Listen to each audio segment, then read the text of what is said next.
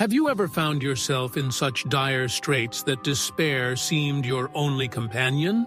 Allow me to weave for you the tale of Aldric, a humble coachman in a forsaken town nestled amidst shadowed forests and rolling hills.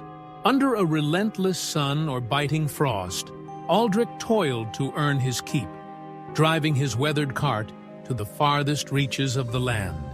His mind was ever burdened by want, an empty larder, 2 months' rent unpaid, and the weight of a family dependent on his calloused hands. Driven by these cares, Aldric ventured farther than was his wont one fateful day. As twilight cloaked the world, he turned his cart homeward, only to glimpse 3 strange figures in the gloaming. 3 maidens, veiled in flowing black cloaks, emerged from the desolate wilds, an eerie sight that stirred both wonder and unease. Who were they? And what destiny did their presence herald for Aldric's beleaguered soul? The 3 maidens approached Aldric, their voices soft yet clear. "Good sir, might you bear us to the old manor of Greyhaven?" they asked. Aldric, heartened by the prospect of a rare fare, nodded eagerly. Greyhaven lay 2 leagues distant, and his cart's fuel was scant. Yet he reasoned that their coin would see him through. As they journeyed, the maidens' laughter and chatter eased the tension in Aldric's weary heart. They seemed of an age, their forms alike beneath their veils. But then one spoke abruptly. "Sir, we confess, we've no coin to pay you." Aldric's spirits sank, yet he masked his dismay. "No matter, fair ladies," he replied gently. "In this lonely place, you might come to harm. I'll see you safely to your destination." At Greyhaven, the maidens alighted in silence and vanished into the manor's shadowed maw. The house loomed desolate, its windows dark and lifeless. As Aldric turned his cart to leave, he spied a black velvet pouch left upon the seat, surely forgotten by one of the 3. Aldric halted his cart, took up the pouch, and approached the manor. Duty compelled him to return the lost item, though every step toward the crumbling edifice filled him with dread. As his hand touched the door, it creaked open of its own accord, revealing a cavernous hall steeped in darkness and an unnatural chill. Fear seized him, and he fled back to his humble abode. At home, his mother, Lady Ethelyn, opened the door, noting her son's pallor but asking no questions. When her eyes fell upon the pouch, curiosity overcame her. Aldric tried to protest, but she opened it, and both stood transfixed. Aldric's life had been one of unrelenting hardship. His father, too, had driven a cart, and the family's greatest fear was eviction. When Aldric was but a boy, his father fell gravely ill with a wasting sickness, the cure far beyond their means. One night, Aldric overheard his parents' whispers. His father planned to teach him the trade, ensuring the family's survival. Tears stained Aldric's pillow, but he resolved to learn. Within 2 months, he mastered the cart. Within 4, his father was gone. At 15, Aldric became the family's pillar, refusing to let his mother or sisters suffer. When his mother urged the girls to abandon their studies, Aldric insisted they continue, taking on ever more work. Yet rising costs gnawed at their fragile existence. And so, on that strange night, the black pouch remained. Despite Aldric's warnings, Lady Ethelyn opened it, revealing a trove of glittering jewels and golden ornaments riches beyond their wildest dreams. Lady Ethelyn swiftly closed the pouch.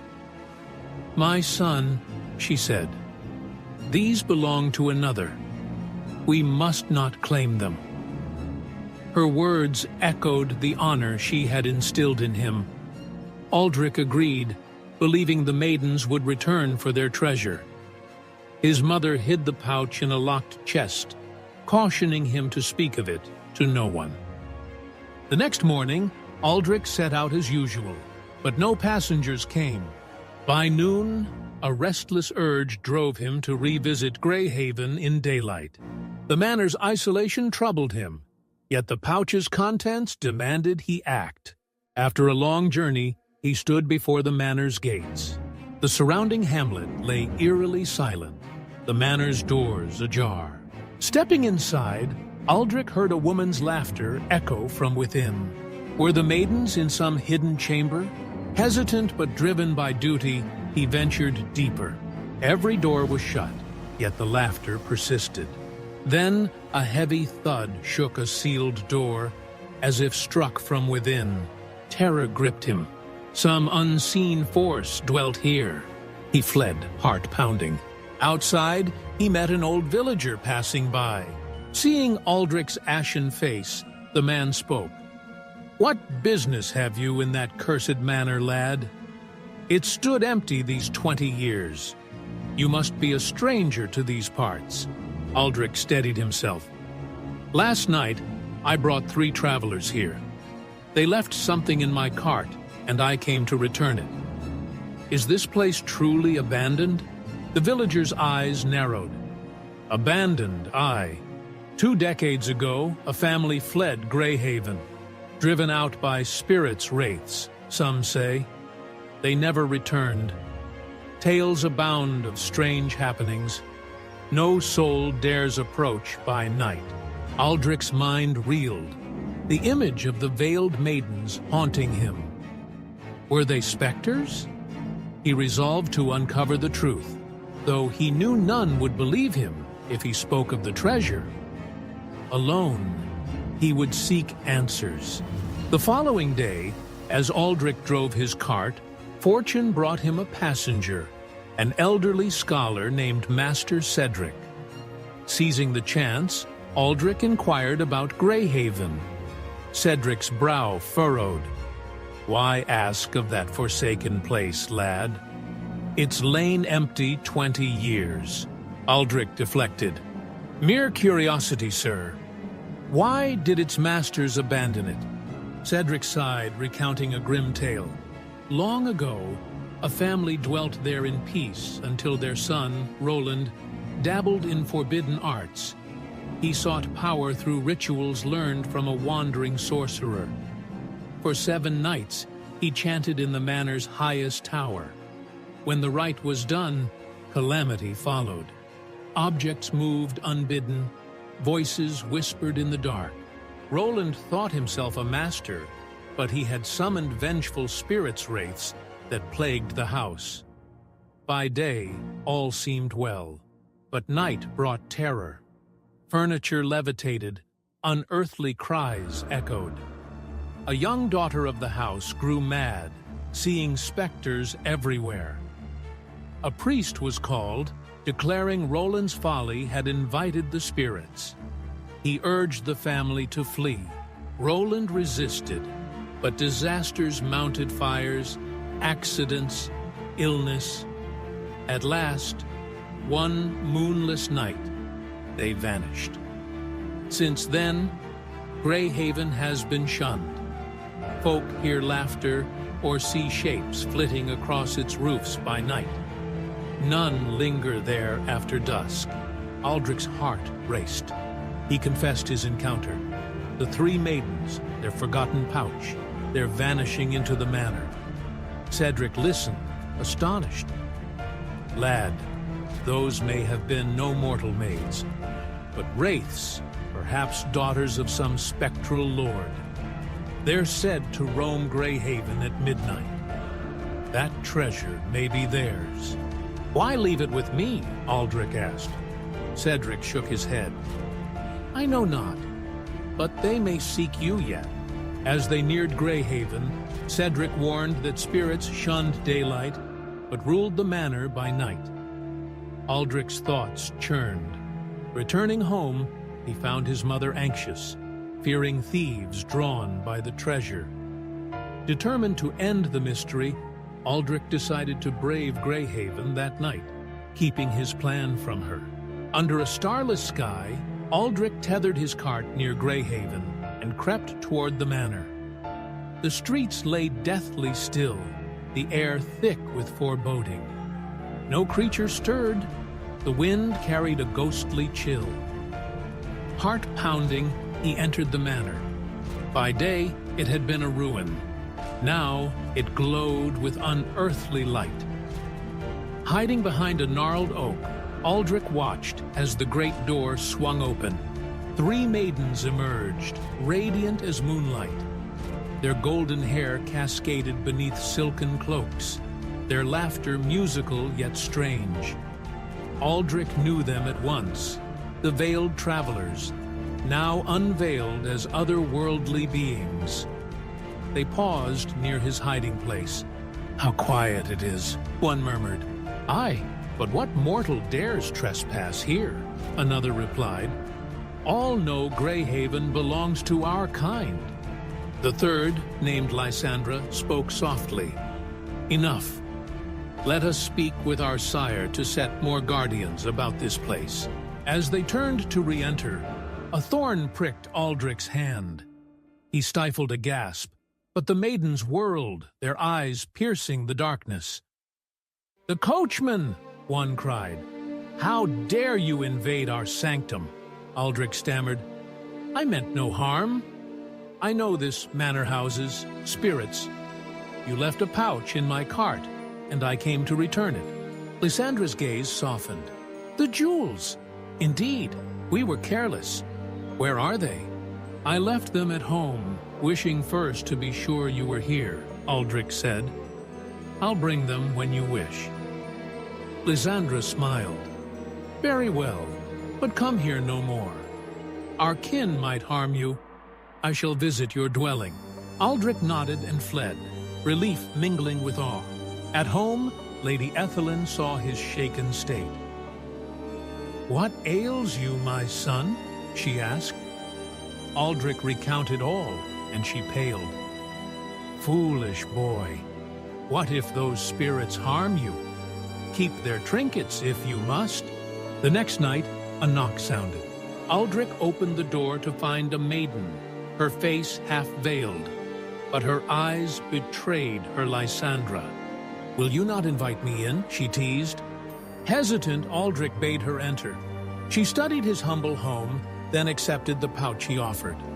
"These are dear to me," she said, clutching the jewels.